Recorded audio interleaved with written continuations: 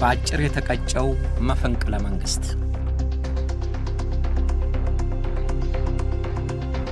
ካለፉት 5 ዓመታት ወዲህ ምዕራብ አፍሪካን የናጣት ወታደራዊ መፈንቅለ መንግስት ሰሞኑን ቤኒንንም ጎንጧት አልፏል። ሌሎች የአፍሪካ ሀገሮችን እያለፈና እያገደመ በተደጋጋሚ የሚያምሰው ወታደራዊ መፈንቅለ መንግስት ቤኒንን ብዙም ጎብኝቷት አያውቅም ነበር።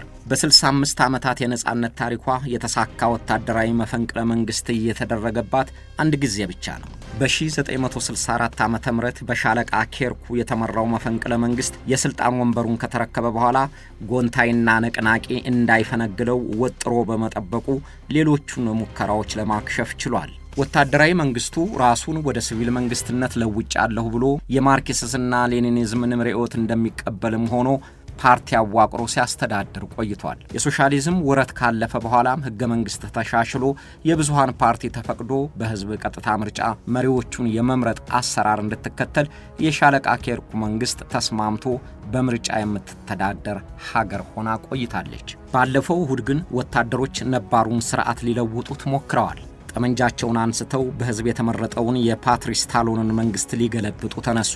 ግን አልተሳካላቸውም። በኒጀር፣ በቡርኪና ፋሶ፣ በጊኒ የተሳካው ወታደራዊ መፈንቅለ መንግስት በቤኒን እድሜ ሳያገኝ ባጭር ተቀጭቷል። ህዳር 26 ቀን 2018 ዓ.ም እሁድ ንጋት ላይ የተለያየ ማዕረግ ያላቸው መለዮ ለባሾች ወደ ፕሬዝዳንቱ ቤተ መንግስትና ወደ ቴሌቪዥን ጣቢያው ገሰገሱ። ወደ ፕሬዝዳንቱ ቢሮ የሄዱትን የቤተ መንግስቱ ጠባቂ ወታደሮች በተኩስ አገዷቸው። ወደ ቴሌቪዥን ጣቢያው የሄዱት የታጠቁ ወታደሮች ግን ከልካይ ሳያገኛቸው ቅጥሩን ገንብረው ወደ ስቱዲዮው ዘለቁ። በቁጥር 8 ይሆናሉ። ክላንሽኮፍ ጠመንጃ ይዘዋል። የጥይት ካርታዎች በዝናር ታጥቀዋል። ሄልሜትና መለዮ አድርገዋል። በስቱዲዮው ጠረጴዛ በተርታ ሆነው በመካከል የቆመው የፕሬዝዳንት ታሎን መንግስት መወገዱን፣ ህገ መንግስቱ መታገዱን፣ የቤኒን የአየር የባህርና የምድር ድንበሮቿ መዘጋታቸውን አስታወቀ። መንግስትን ለሚመራው ወታደራዊ ኮሚቴም ሌተና ኮሎኔል ፓስካሪ ትግሪ ፕሬዝዳንት መሆኑን አወጀ። The Constitution of November 2025 is suspended. All institutions are dissolved. The activities of political parties are suspended until further notice. The land, sea and air borders of Benin are closed until further notice. ወታደሮቹ መንግስትን ሽረን መንግስት ተክተናል ሊበሉ እንጂ የተረጋጋ ስሜት አይታይባቸውም ነበር። በቀጥታ ስርጭት ላይ መሆናቸውን ሳያውቁት ወይም ሳያስታውሱት እሱን አላምነውም፣ ተከታተለው፣ አይንህን አትንቀል የሚሉ ንግግሮቹን ሲያሰሙና ግማሾቹም ወደ ውጭ ሲወጡ በቀጥታ የቴሌቪዥን ስርጭቱ ታይቷል። በከተማዋም ተኩሱ ግሎ ነበር። ለፕሬዝዳንት ፓትሪስ ታሎን መንግስት፣ ፕሬዝዳንቱ እንደሚሉት ደግሞ ለህገ መንግስቱ ታማኝ የሆኑ ወታደሮች ጁንታዎቹን አናስቀርብም ብለው ተዋጉ። መፈንቅለ መንግስቱን የደገፉት ወታደሮች ወደ ፕሬዝዳንቱ መኖሪያ ቢቃረቡም ዓላማቸው አልተሳካም። በተኩሱ መካከል የፕሬዝዳንቱ ወታደራዊ ኢታማጆር ሹም ቆስለው ባለቤታቸውና ሌሎችም ቢገደሉም የጠበቀ ወታደሮቹ ጠንክረው በመዋጋታቸው አላሳለፏቸውም። በጊዜው ፕሬዝዳንቱ የት እንደነበሩም አልታወቀም። ሌላው ቡድን ከፍተኛ የጦር አዛዦች ወደሚኖሩበት የቶግቢን የጦር ሰፈር ተሰማርቶ የጦር ኃይሎች ኢታማጆር ሹሙን ጀነራል አቡ ኢሳንና የብሔራዊ ጥበቃ ኢታማጆር ሹሙን ፋዙ ጎሜናን ከሌሎች ወታደራዊ መኮንኖች ጋር አገታቸው። ጁንታዎቹ ለጊዜው የቀናቸው መሰለ። ቀትር ላይ ሁኔታዎች ተለዋወጡ። ኩዴታው መደረጉን የማይደግፉ የጦር ኃይል አባላት እንቅስቃሴውን ለማክሸፍ ከየጦር ሰፈራቸው ወጡ። ፕሬዝዳንት ታሎንም ለወዳጃቸው ለናይጄሪያው ፕሬዝዳንት ቦላ ቲናቡ የድረስልኝ ጥሪ አስተላለፉ።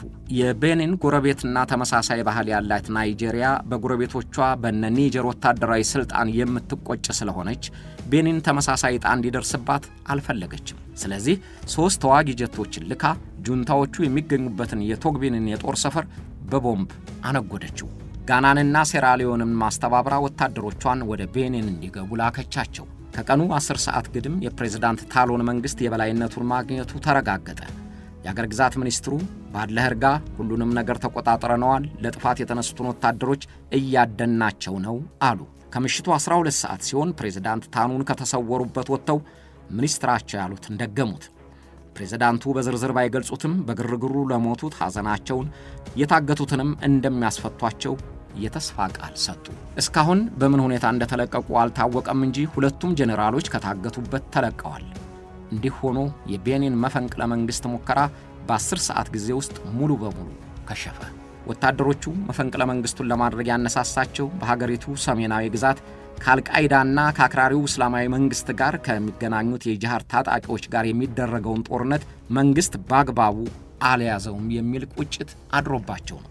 በጦርነቱ የሚሞቱትን ወንድሞቻችንንና ቤተሰቦቻቸውን የታኑን መንግስት ጉዳይ ብሎ አልያዘውም የሚል ክስም አቅርበውባቸዋል። ሹማምንት እጃቸው የተነከረበት ሙስና ተስፋፍቷል፣ ግብር ጨምሯል፣ የጤና መድህን መንግስት አያበረታታም፣ የፖለቲካ ተቃዋሚዎችም በቀጥታና በተዘዋዋሪ እንግልትና እመቃ እየደረሰባቸው ነው የሚል ነቀፌታም ጨምረውላቸዋል። ፕሬዝዳንት ታኑን ለሁለተኛ ጊዜ በህዝብ ተመርጠው በፕሬዝዳንትነት ስልጣን ከቆዩ 10 ዓመታቸውን ጨርሰዋል። በቤኒን ህገ መንግስት የፕሬዝዳንትነት ስልጣን በሁለት ምርጫ ጊዜያቶች የተገደበ በመሆኑ ዘንድሮ የስልጣናቸው ማብቂያ ነው። ፕሬዝዳንት ታኑን እስካሁን ድረስ እንደነ ዩጋንዳ የፕሬዝዳንትነቱ የጊዜ ገደብ እንዲራዘም ህገ መንግስቱ እንዲሻሻል አልጠየቁም። እንዲያውም በሚያዝያው ምርጫ የገንዘብ ሚኒስትራቸው ፓርቲያቸውን ወክሎ እንዲወዳደሩ ድጋፍ ሰጥተዋል። ወታደሮቹ ስልጣን ለመልቀቅ ወራት የቀረውን መንግስት ለመገልበጥ መነሳሳታቸው ድጋፍ እንዳያገኙ ካደረጓቸው ምክንያቶች አንዱ ነው የሚሉ አስተያየቶች ተጽፈዋል። በእርግጥ የፕሬዝዳንት ታኑን መንግስት በህገ መንግስቱ የተፈቀደውን የተቃዋሚዎች እንቅስቃሴ፣ የፖለቲካ ነጻነት የሚያፍንና የሚያዋክብ ነው እየተባሉ ሲወቀሱ ይሰማል። በሚያዝያ ለሚደረገው ብሔራዊ ምርጫ ዋናውን ተቀናቃኝ ዲሞክራቲክ ፓርቲ በቂ ድጋፍ የለውም ብሎ ምርጫ ቦርድ እንዲያሰናብተው ፕሬዝዳንቱ ጫና አድርገዋል ተብለው በሰፊው ይታማሉ።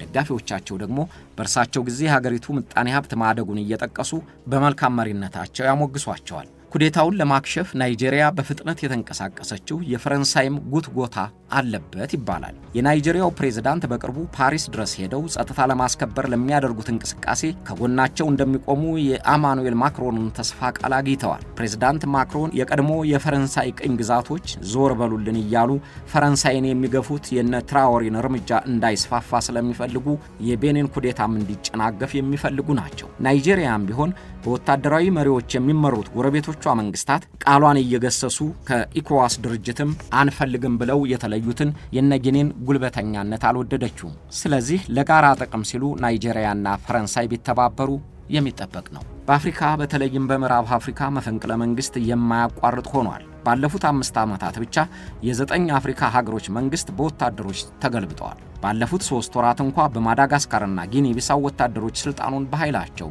ወስደዋል። የመፈንቅለ መንግስቱ ዋና መሪ የተባለው ሌተና ኮሎኔል ትግሪንና ተባባሪዎቹ የሆኑትን ወታደሮች መንግስት እየፈለኳቸው ነው ቢልም እስካሁን አላገኛቸውም። የት እንዳሉም አልታወቀም። ፕሬዝዳንት ታሎን ግን የገቡበት ገብተን ለፍርድ እናቀርባቸዋለን ብለው አስረግጠው ተናግረዋል። ወሬውን ያጠናቀርነው ከአልጀዚራ፣ ከቤኒን ታይምስ፣ ከዶቼ ቬሌና ከቢቢሲ ነው።